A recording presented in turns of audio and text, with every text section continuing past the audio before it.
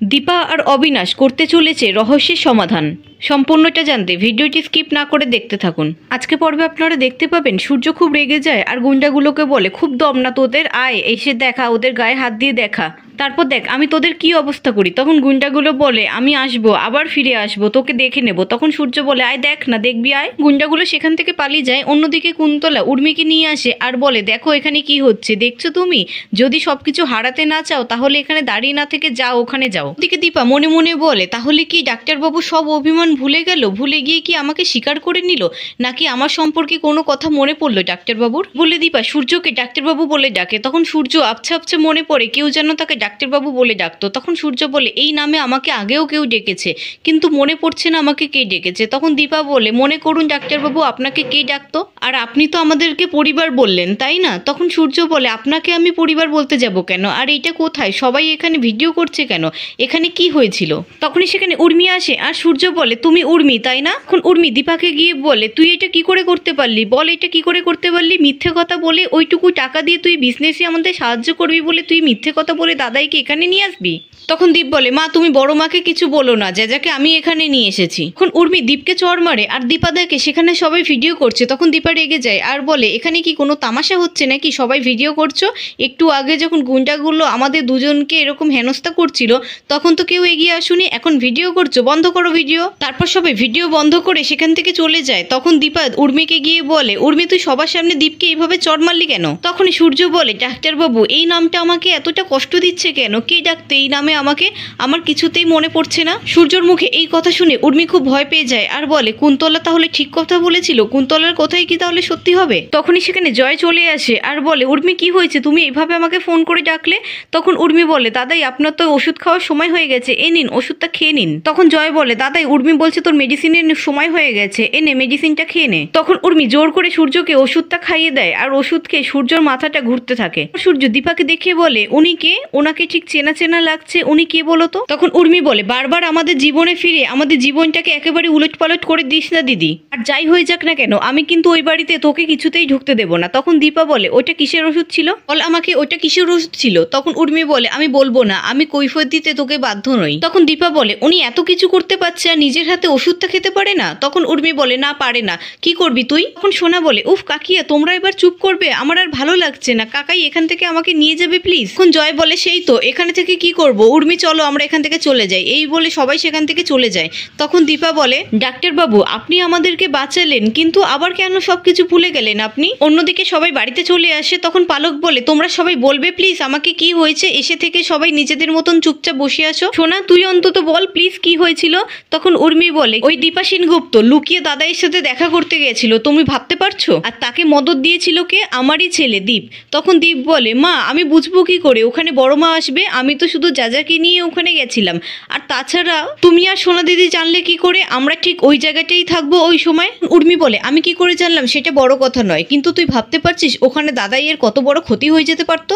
তখন দীপ বলে, তুমি কি করে জানলে ওখানে যাজার ক্ষতি হয়ে যেতে পারতো, তুমি কি ডক্টর নাকি ট্রেনিং নার্স, শুধুমাত্র যাজাকে ওষুধটা খাওয়াও। তুমি জানো যাজার কি প্রয়োজন, যাজার এখন বড় মাকে প্রয়োজন আর সোনা দিদির ওর মাকে প্রয়োজন, তাই না সোনা দিদি। তখনই সেখানে কুন্তলা আসে আর বলে, জানো তো সোনা, আমি কালকে রাতে স্বপ্ন দেখেছিলাম আমার ছেলেটা অস্থির হয়ে আছে, আমি তোমার জন্য পুজো দিয়েছি, এ নাও প্রসাদ নাও। পালক বলে, এই মহিলা জানলো কি করে আমরা দিল্লিতে আছি, আর দিল্লির কোথায় আছি। তখন দীপ মনে মনে বলে, এই মহিলা আবার চলে এসেছে সোনা দিদিকে নিয়ে, এত কিসের টেনশন এই মহিলার। কুন্তলা সোনাকে বলে, সোনা আমি তোমার মা, ওই মহিলা তোমার মা নয়, ওই মহিলা আমাদের জীবন থেকে সব রং কেড়ে নিয়েছে, তোমার জীবন থেকে সব রং কেড়ে নিয়েছে। মহিলাকে তুমি কোনোদিনও ক্ষমা করো না, কোনোদিনও না। তোমার মনে আছে সোনা, আমার রুজির মিথর দেহটা, কোন রক্তমাখা দেহটা পড়েছিল, কেমন চিতার আগুনটা জ্বলছিল, আমার রুজিকে একেবারে শেষ করে দিল। তখন সোনা বলে, হ্যাঁ মা আমার মনে আছে। তখন পালক বলে, এ কি করছেন আপনি, এই মেয়েটাকে এইভাবে হ্যারাস করছেন কেন, প্রত্যেকদিন একই কথা মনে করিয়ে দিয়ে। তখন কুন্তলা বলে, হ্যাঁ প্রত্যেকদিন আমি নিজেও মনে করব আর একেও মনে করাবো। আপনার কোনো সন্তান আছে, কোথায় থাকে, বিদেশে থাকে, হঠাৎ করে যদি কোনোদিনও শুনেন তাদের মৃতদেহটার কথা, তোমাখা মৃতদেহটা পড়ে আছে, আপনি সহ্য করতে পারবেন তো, ছুটে যাবেন তার কাছে মা ডাকটা শোনার জন্য, কিন্তু একবারের জন্য আর মা ডাকটা শুনতে পারবেন না। আমার বাবা মরে গেছে, ছেলেটাও মরে গেছে, আমার স্বামী কোথায় তাও আমি নিজে জানি না, ওই এক সোনাই তো আছে আমার, ওই তো একমাত্র বেঁচে আছে, আমি আসবো না ওর কাছে? তো আমার ছেলেটা একদম পাল্টে গেছিল সোনার ভালোবাসায়। সোনাই পেরেছিল একমাত্র আমার ছেলেটাকে পাল্টে দিতে। আমার ছেলে আমার বিরুদ্ধেও চলে গেছিল, একমাত্র সোনাই পেরেছিল, তাই তো আমি সোনার কাছে আসি। এই বলে কুন্তলা সারা ঘরে গঙ্গা জল ছড়াতে থাকে আর লুকিয়ে ফ্লাওয়ার ভাসের মধ্যে ওষুধটা দিয়ে চলে যায়। তারপর উর্মি সবার চোখের আড়ালে ওষুধটা বার করে নেয়। অন্যদিকে দীপা রূপার কাছে আসে আর বলে, তুই ওখান থেকে চলে এলি কেন? তখন রূপা বলে, আমি ওখানে থেকে কি করব, বাবা তো বাবার ফ্যামিলিকে প্রোটেক্ট করছিল, আমি তো শুধু বাবার জীবন থেকে মুছে গেছি, বাবার সবাইকে মনে আছে, শুধু আমাকে ছাড়া, তোমাকেও তো বাবার মনে আছে। দীপা বলে, রূপা এত অধৈর্য হলে চলবে না, এত অধৈর্য হলে ফ্যামিলিও চলবে না আর বিজনেসও চলবে না। তখন রূপা বলে, আমি তো দেখলাম বাবার সবকিছু মনে আছে। তখন দীপা বলে, ওই কয়েকটা মুহূর্তের জন্য, তারপর তোর বাবা আবার সবকিছু ভুলে যাচ্ছিল, ওই একটা ওষুধ। আচ্ছা, ওই ওষুধটা খেয়ে কি এই সব কিছু হচ্ছে? ওই ওষুধটা খেয়ে কি উনি সবকিছু ভুলে যাচ্ছেন? তখন রূপা বলে, মা, কুন্তলাকে কিন্তু বাবা ওই বাড়িতে ঢুকতে দিয়েছিল, কুন্তলা রায় কিন্তু আসে ওই বাড়িতে, তোমার জেলে চলে যাওয়ার পর আমি ওই বাড়িতে থাকতে গেছিলাম। তারপর রূপা সব কথাগুলো দীপাকে খুলে বলে। তখন দীপা বলে, তুই ভাবতে পারছিস রূপা, এই কুন্তলাকে আবার ওই বাড়িতে ঢুকতে দিয়েছে? এত কিছু হয়ে যাওয়ার পরেও আমাদের ফ্যামিলির লোক এটা কি করে মেনে নিচ্ছে? কুন্তলা রায় আবার ওই বাড়িতে ঢোকে কোন সাহসে? আমাকে জানতেই হবে, এই রহস্যের সমাধান তো আমাকে করতেই হবে। রূপা, এবার আমাদের নিজেদেরকে নিয়ে ভাবা বন্ধ করতে হবে। তখন রূপা বলে, কেন মা? তখন দীপা বলে, আমি বলেছি তাই, তুই আমার মেয়ে তাই। তখন রূপা বলে, এর থেকে তো আমার জেলে যাওয়াই ভালো ছিল। তখন দীপা বলে, না, ভালো ছিল না, আমি ঠিক করেছি তাই ভালো ছিল না। তারপর দীপা বলে, কৃষ্ণ কেমন আছে? ও কি কলকাতাতেই আছে? তখন রূপা বলে, হ্যাঁ, ও কলকাতাতেই আছে। তখন দীপা মনে মনে বলে, আমার ফ্যামিলিকে ঠিক করতেই হবে, আমার ফ্যামিলিকে আবার জোড়া লাগাতেই হবে, আমি আমার ফ্যামিলিকে এইভাবে শেষ হয়ে যেতে দেব না। রূপা, আমি তোর জন্য জেলে গেছিলাম ঠিকই, কিন্তু ঈশ্বর তার বদলে আমাকে অনেক কিছু দিয়েছে, নাম, যশ, খ্যাতি সব কিছু দিয়েছে। আর তুই যদি তখন জেলে চলে যেতিস তাহলে তোর জীবনটা একেবারে শেষ হয়ে যেত। তুই দেখ এখন কত বড় হয়ে আছিস, কত বড় হয়ে আমার সামনে দাঁড়িয়ে আছিস, তোর পজিশনটা এখন কত উঁচুতে, আমার গর্বে বুকটা ভরে যাচ্ছে। কিন্তু রূপা, আমি এবার এর প্রতিদান চাই। হ্যাঁ রূপা, তুই আমার পাশে থেকে এর প্রতিদান দিবি। আমাকে জানতেই হবে তোর বাবার এরকম অবস্থা হলো কি করে। তোর বাবা গায়ের জোরে তো সবাইকে হারিয়ে দেয়, কিন্তু হঠাৎ হঠাৎ করে সবকিছু ভুলে যায় কেন? আর কুন্তলা রায় বা হঠাৎ করে আবার কি চায়? ওই বাড়ির সকলে কুন্তলা রায়কে আবার মেনে নিয়েছে। এই সবকিছু প্রশ্নের উত্তর আমার চাই, এই রহস্যের সমাধান ভেদ আমাকে করতেই হবে। আর তুই আমার পাশে থেকে এই সবকিছু করবি, এইটাই হবে তোর প্রতিদান। আর হ্যাঁ, কালকে আমাদের ফ্যামিলি রিইউনিয়ন, কালকে সবাই মিলে আমরা লাঞ্চে যাব, তোর ইনভিটেশন রইল। বলে দীপা সেখান থেকে চলে যায়। তখন রূপা একা একা বলতে থাকে, আবার সবকিছুর মধ্যে ঢুকছো মা, আমার ঠিক লাগছে না। বাবার তো সবকিছুই মনে আছে, বাবার সোনাকে মনে আছে, দীপকে মনে আছে, ফ্যামিলি সবাইকে মনে আছে, শুধু আমাকেই বাবা ভুলে গেল। ঠিক আছে মা, তুমি প্রতিদান চাও, আমি তোমাকে প্রতিদান দেব।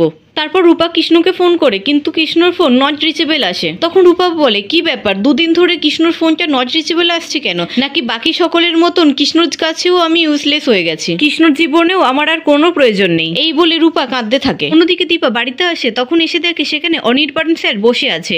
তখন দীপা বলে, আপনি কতক্ষণ এলেন? তখন কাজের মহিলাটি বলে 1 ঘন্টার বেশি হয়ে গেল উনি এসেছেন। তখন দীপা বলে, আপনি কি কিছু খেয়েছেন? তখন কাজের মহিলাটি বলে, আমি কতবার বললাম কিন্তু কিছুতেই খেলো না। দীপা কাজের মহিলাটিকে বলে, তুমি এত রাত হয়ে গেছে এখানে আছো কেন? তোমাকে বলেছি না তুমি তাড়াতাড়ি বাড়ি চলে যাবে, আর আয়রনের ওষুধটা খেয়েছো তুমি? তখন কাজের মহিলাটি বলে, দিদি সবার ওপর নজর থাকে। তারপর দীপা অমলেট আর কফি বানিয়ে অনির্বাণকে দেয়। তখন অনির্বাণ খেতে থাকে আর বলে, খুব ভালো হয়েছে। তখন দীপা সূর্যর কথাটা ভাবতে থাকে আর বলে, জানেন তো ডাক্তারবাবু, ওষুধটা খাওয়ার পরেই যেন কেমন একটা হয়ে যায়, সবকিছুই ওষুধের ফলে হচ্ছে না তো? উর্মি এত যত্ন করে ওষুধ খাওয়াচ্ছে, তার ফলে তো এরকম হওয়ার কথা নয়। যেই ডাক্তারবাবু নিজের হাতে নিজের খেয়াল রাখতো, নিজের সবকিছু করতো, সে উর্মির ওপর এত ডিপেন্ডেন্ট হয়ে পড়ছে কেন? তখন অনির্বাণ বলে, এই রহস্য তো আপনাকেই সমাধান করতে হবে, আমি চাইলে ওষুধটা টেস্ট করার ব্যবস্থা করে দিতে পারি। তখন দীপা বলে, হ্যাঁ, ওষুধটা টেস্ট করতে তো হবেই, উর্মি আমার বোন, কোনো প্রমাণ ছাড়া উর্মির ওপর আমি এই অ্যালিগেশন আনতে পারি না। আচ্ছা বলুন, কালকে কি মিটিং আছে? তখন অবিনাশ বলে, কালকে মিটিং আমি সামলে নেব, আপনি বরঞ্চ আপনার লাভ স্টোরির দিকে মন দিন। দীপা বলে, আমাদের লাভ স্টোরিতে সবসময় ঝড় ওঠে আর সবকিছু তছনছ করে দেয়। তখন অবিনাশ বলে, এই দিল্লিতে আমার একটা বন্ধুর ল্যাব আছে, আপনি যদি ওষুধটা জোগাড় করে আনতে পারেন তাহলে আমি ওই ল্যাবে ওষুধটা টেস্ট করে নিতে পারি।